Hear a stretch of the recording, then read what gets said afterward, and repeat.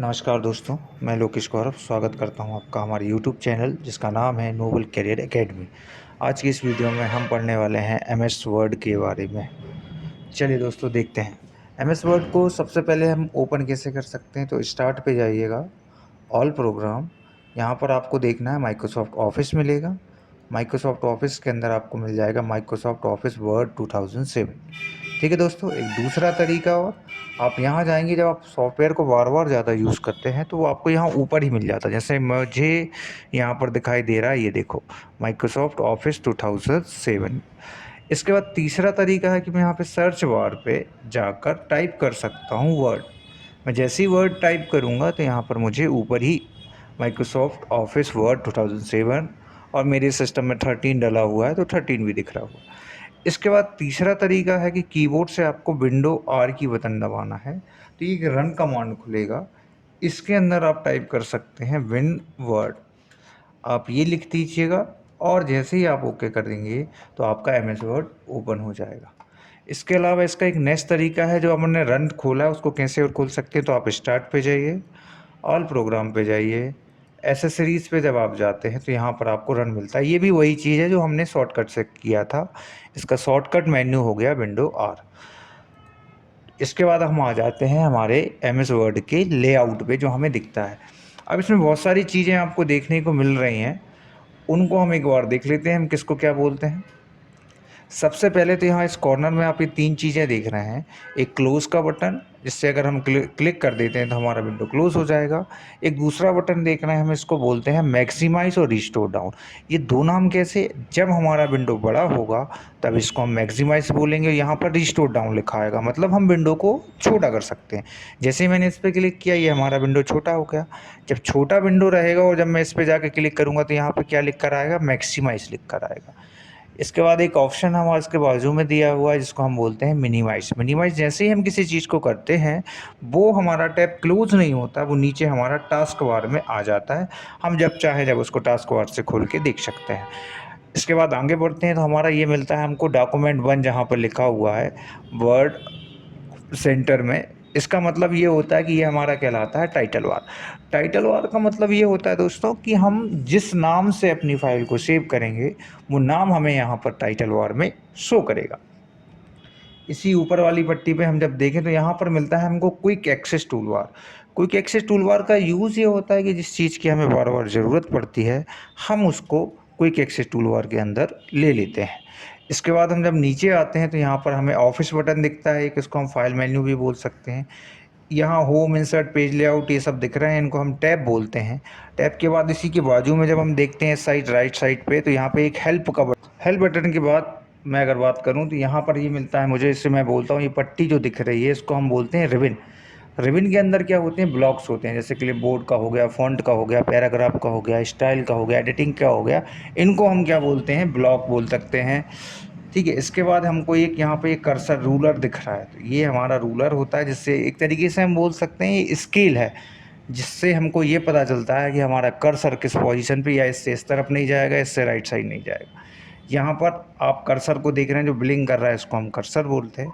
नीचे जो पट्टी दिख रही है इसको हम बोलते हैं स्टेटस बार। स्टेटस बार का क्या यूज़ होता है, इसमें आपको जूम इन जूम आउट मिलता है, पेज के लेआउट्स मिल जाते हैं, किस तरीके से जाना है, कितने नंबर पेज पर आप अभी हैं ये पेजेस से पता चल जाता है, कितने वर्ड्स पे हैं आप, वो कौन सी लैंग्वेज आप यूज़ कर रहे हैं वो। अब इसको पढ़ने के पहले हम एक चीज़ देखते हैं कि एम एस वर्ड 2007 में एक फीचर्स है, एक फंक्शन है जिसको आपको याद करना है। इजिकल टू का साइन RAND आप लिखें, ब्रेकेट ओपन करें और इसके अंदर कोई वैल्यू डाल दें। मैंने 12 डाली और इसका ब्रेकेट क्लोज करके मैंने जैसे ही इंटर किया तो ये मेरे पास 12 पैराग्राफ पहले से बने बनाए आ गए। अब आप ये बोलेंगे ये पैराग्राफ कहाँ से आए, कैसे आए, इनका क्या यूज़ है। तो इनका यूज़ हम ये लेके चलते हैं कि इनका यूज़ सिर्फ इतना है कि हम जब कोई प्रैक्टिस करते हैं, जैसे मैं आपको कुछ पढ़ा रहा हूँ तो मुझे कंटेंट चाहिए रहेगा कि मैं क्या सिलेक्ट करूँ, क्या लिखूँ, मैं बार बार लिखते थोड़ी रहूँगा। तो उसके लिए ये पहले से बने बनाया कंटेंट मुझे मिल जाता है, उसके लिए हम उस फंक्शन का यूज़ कर लेते हैं। फंक्शन याद रहेगा दोस्तों, क्या नाम बताया मैंने, इजिकल टू RAND, ब्रैकेट लगाएंगे और ब्रैकेट के बाद हम वैल्यू डालेंगे, ब्रैकेट क्लोज करेंगे, देन एंटर, वो हमारा आ जाएगा। आज की इस वीडियो में हम इस फाइल के ऑप्शंस के बारे में पढ़ने जा रहे हैं। फाइल में सबसे पहला ऑप्शन है न्यू। न्यू का क्या यूज़ होता है कि जब भी हमें अपने डॉक्यूमेंट में नई फाइल बनानी होती है उसके लिए हम यूज़ कर लेते हैं न्यू का। जैसे मैं न्यू पे क्लिक करूँगा ये पूछेगा ब्लैंक डॉक्यूमेंट पे क्लिक करना, देन क्रिएट, तो ये हमारा एक नया डॉक्यूमेंट आ गया। पहले से हमारा एक डॉक्यूमेंट जिस पे हम वर्क कर रहे थे वो डॉक्यूमेंट 1 था। यहाँ पर आप देखेंगे यहाँ पर आपका एक नाम लिख के आएगा, वो है आएगा डॉक्यूमेंट 2। इसके बाद मैं अगर अपने इस फाइल को सेव कर लेता हूँ, सेव की शॉर्टकट की क्या होती है, Ctrl+S होती है। तो जैसे ही मैं इसको सेव करता हूँ ये मेरे से पूछेगा लोकेशन ऑफ द फाइल। ये ऊपर आप देख रहे हैं यहाँ पे डॉक्यूमेंट लिखा है, ये पूछ रहा है मेरे से कि आपको आपकी फ़ाइल को किस जगह पे सेव करना है। तो मैं डेस्कटॉप पे क्लिक कर देता हूँ, मेरी फ़ाइल डेस्कटॉप पे आ गई है। और यहाँ पे फ़ाइल का नेम पूछ रहा है। फ़ाइल का नेम अगर मैं यहाँ से जो भी नाम डालना चाहूँ, मैंने डाल दिया फर्स्ट प्रोग्राम। ये मैंने अपनी फ़ाइल का नाम डाला और इसको मैंने जाके सेव कर दिया। जैसे ही मैंने फ़ाइल को सेव किया यहाँ पर ऊपर आप देखेंगे टाइटल बार में आपकी फ़ाइल का नाम आने लगा फर्स्ट प्रोग्राम। मैं डेस्कटॉप पे लेकर भी आपको दिखा देता हूँ, वहाँ पे भी आपको फ़ाइल मिल जाएगी। ये देखिए फर्स्ट प्रोग्राम के नाम से मेरी फ़ाइल मिल गई है मुझे। अब इसके बाद मैं इसको फिर से न्यू फाइल बना लेता हूँ। मैं न्यू फाइल पे आ गया, ठीक है। अब मुझे पहले से बनी हुई फ़ाइल को अगर देखना है, ओपन करना है, तो मैं ओपन पे जाता हूँ और डेस्कटॉप पे मैं था, मेरी फ़ाइल फर्स्ट से के नाम से थी। मैं यहाँ पर क्लिक करके फर्स्ट प्रेस करता हूँ या 1 नंबर की बटन दबाता हूँ, ओपन करता हूँ, तो मेरी फ़ाइल ओपन हो जाती है। ओपन करने के बाद मैं यहाँ पर कुछ चेंजेस कर रहा हूँ। ये चीज़ ध्यान से देख लीजिए, बहुत बच्चे इसमें कन्फ्यूज़ होते हैं कि ये क्या कर देते हैं, क्या होता है। मैं अपनी फ़ाइल में फॉर्मेटिंग कर रहा हूँ कुछ। अब मैं ये चाह रहा था कि ये जो भी फॉर्मेटिंग हो रही है, ये फॉर्मेटिंग नए नाम से हो जाए। इस फाइल में मेरा कोई भी चेंजेस ना हो, तो मैं इसको उस कंडीशन में मैं इसको क्या करूँगा, सेव एज़ करूँगा। जैसे ही मैं सेव एज़ पे गया और यहाँ पे जाके मैं यहाँ पर क्या डाल देता हूँ, सेकेंड प्रोग्राम। मैंने यहाँ पे सेकेंड प्रोग्राम डाला, फ़ाइल को सेव किया। अब मैं दोनों फ़ाइल को ओपन करके आपको दिखाता हूँ क्या चेंजेस हुए। ये मेरी पहली वाली फ़ाइल है जिसको मैं बोल रहा था फर्स्ट प्रोग्राम जो मैंने बनाया हुआ था, ये फर्स्ट प्रोग्राम वाली फ़ाइल है। अब मैं सेकेंड फ़ाइल और ओपन कर लेता हूँ मेरी, जो मेरी सेकेंड वाली प्रोग्राम है। अब आप दोनों फाइल को देखेंगे, यहाँ पर मैंने बोल्ड इटैलिक नहीं किया था तो वो चेंजेस नहीं हुए, जबकि मैंने जो सेकेंड फाइल में चेंजेस करके सेव किए थे वो चेंजेस मुझे यहाँ पर दिखाई दे रहे हैं। आगे बढ़ते हैं दोस्तों। नेक्स्ट है हमारे पास प्रिंट। प्रिंट के अंदर 3 ऑप्शन हमको देखने को मिलते हैं। प्रिंट की शॉर्टकट की हो गई है Ctrl+P। कौन कौन से 3 ऑप्शन, एक प्रिंट, एक क्विक प्रिंट, एक होता है हमारे पास प्रिंट प्रीव्यू। सबसे यूज़फुल ऑप्शन है यहाँ पे प्रिंट प्रीव्यू। क्या होता है, कई बार हम डॉक्यूमेंट जब हम बना रहे हैं तो फिर हमें ये देखना है कि डॉक्यूमेंट हमारा बनने के बाद कैसा दिखाई देगा। उस कंडीशन में हम यूज़ कर लेते हैं प्रिंट प्रीव्यू का। मैं प्रिंट प्रीव्यू पे क्लिक कर रहा हूँ तो ये देखो इस तरीके से मुझे डॉक्यूमेंट शो हो रहा है कि भाई बनने के बाद मेरा डॉक्यूमेंट ऐसा दिखेगा।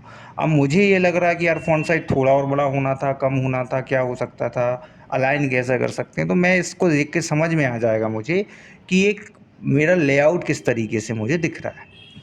नेक्स्ट ऑप्शन है मेरे पास क्विक प्रिंट। और प्रिंट में क्या डिफरेंस है इसके बारे में डिस्कस कर लेते हैं। जैसे ही मैं प्रिंट पे क्लिक कर रहा हूँ तो यहाँ पे मेरे से क्या क्या मांग रहा है वो देख लेते हैं। सबसे पहले वो मेरे से प्रिंटर पूछ रहा है कि नेम ऑफ प्रिंटर में क्या, कौन सा प्रिंटर मैं यूज़ करने वाला हूँ। क्योंकि क्या होता है दोस्तों कि एक कंप्यूटर में एक से ज़्यादा प्रिंटर हम कनेक्ट कर सकते हैं, तो मुझे ये बताना होगा कि मैं कौन से प्रिंटर से प्रिंट आउट निकालना चाह रहा हूँ। इसके बाद मैं नीचे जब जाता हूँ तो नीचे मुझे मिलता है एक पेज रेंज।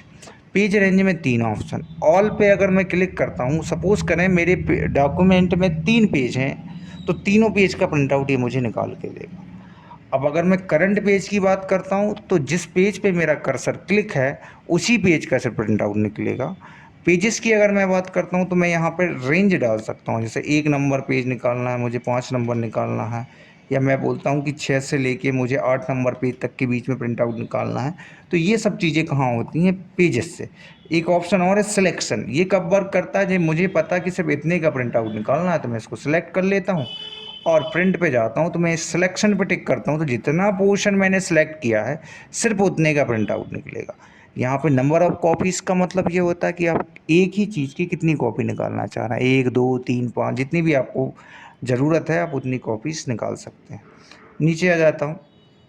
यहाँ पे एक चीज़ और बहुत इंपॉर्टेंट है जो मुझे लग रहा है सबको ध्यान से देखनी चाहिए। यहाँ पे प्रिंट लिखा है ऑड पेज और इवन पेज, ये बहुत ज़रूरी है। अब सपोज़ करो कि मुझे 50 पेज का प्रिंट आउट निकालना है, लेकिन एक के बाद एक पेज निकालना है। जैसे एक नंबर है उसको पलट के लगाऊंगा, उसके पीछे 2 नंबर पेज आ जाए, तो इस कंडीशन में क्या होगा कि अगर मैं मुझे ये ऑप्शन नहीं पता तो मैं क्या करूँगा, पेजेस पे जाऊँगा, फिर 1 नंबर, 3 नंबर, 5 नंबर, इस तरीके से पूरे नंबर डालूँगा, तब जाके मेरे पेज का प्रिंट आउट निकलेगा। फिर उनको पलट के रखूँगा प्रिंटर के अंदर, फिर मैं 2 नंबर, 4 नंबर इस तरीके से डालूँ। इससे बेटर ऑप्शन आपके पास ये अवेलेबल है कि आप एक बार ऑड पेज सेलेक्ट कर लीजिए, तो 1, 3, 5, 7 इस तरीके के सारे प्रिंट आउट निकल आएँगे। फिर आपको लग रहा है कि मुझे इवन पेज निकालना, उनको पलट के रख दीजिए प्रिंटर में, वापस से इवन पेज कर दीजिएगा। इवन पेज जैसे ही करेंगे तो 1 के पीछे सेकंड नंबर पेज का प्रिंट आउट, 3 के पीछे 4 नंबर का प्रिंट आउट आपका इजीली आ जाएगा।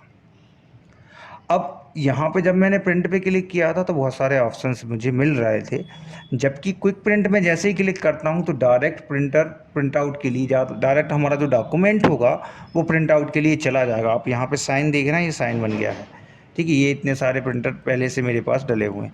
अब इसका फ़ायदा ये है और नुकसान भी है। फ़ायदा ये है कि अगर मुझे पता है कि भाई एक ही पेज का प्रिंट आउट निकालना है, सारी फॉर्मेटिंग मेरी ठीक है, तो मैं बार बार क्यों सेलेक्ट करूँगी भाई कौन सा प्रिंटर, मुझे पता है सब कुछ है, जो कुछ है सब ठीक ठीक तरीके से है मेरा। तो उस कंडीशन पे मैं क्या करता हूँ कि मैं क्विक प्रिंट वाले ऑप्शन पे क्लिक कर देता हूँ, जिससे डायरेक्टली मेरा प्रिंट आउट निकल जाता है। इसके बाद हम आगे बढ़ते हैं तो हमको एक ऑप्शन मिलता है प्रिपेयर। प्रिपेयर ऑप्शन समझने से पहले एक चीज़ समझ लीजिए दोस्तों। प्रिपेयर में जैसे ये प्रॉपर्टी है, सपोज़ करो कि इस फाइल पे किसी ने पासवर्ड डाल के रखा हुआ है, इन दोनों फाइलों पे मैंने पासवर्ड डाल के रखा हुआ है। अब दोनों फाइलों पे पासवर्ड डला है, दोनों के नाम ऐसे कि मुझे समझ में ही नहीं आ रहा कि मुझे कौन सी फ़ाइल खोलनी है। अब मेरे पास सिर्फ एक पासवर्ड है, तो मैं कैसे चेक करूँ कि मुझे कौन सी फ़ाइल खोलनी है? तो जब भी मैं इस पर राइट क्लिक कर रहा हूँ और इसकी प्रॉपर्टी चेक कर रहा हूँ, सॉरी, इधर जाता हूँ, उसकी प्रॉपर्टीज़ पे क्लिक करता हूँ, तो यहाँ पर डिटेल्स में मैं जा रहा हूँ, तो यहाँ पे ये खाली डिटेल्स मिल रही मुझे। तो ये डिटेल्स अगर मैं भर दूंगा तो मुझे पता रहेगा कि ये फ़ाइल मैंने किस लिए बनाई है या किस लिए मैं इसका यूज़ कर रहा हूँ। मैं अपनी फ़ाइल को ओपन कर लेता हूँ। ओपन करने के बाद मैं इसकी प्रॉपर्टीज़ पे जाता हूँ। मैं जैसे ही प्रॉपर्टीज़ पे क्लिक करता हूँ, ऊपर इसकी प्रॉपर्टीज़ खुल जाएगी। जैसे ऑथर, किसने इसको बनाया, टाइटल के अंदर हम इसका टाइटल डाल सकते हैं।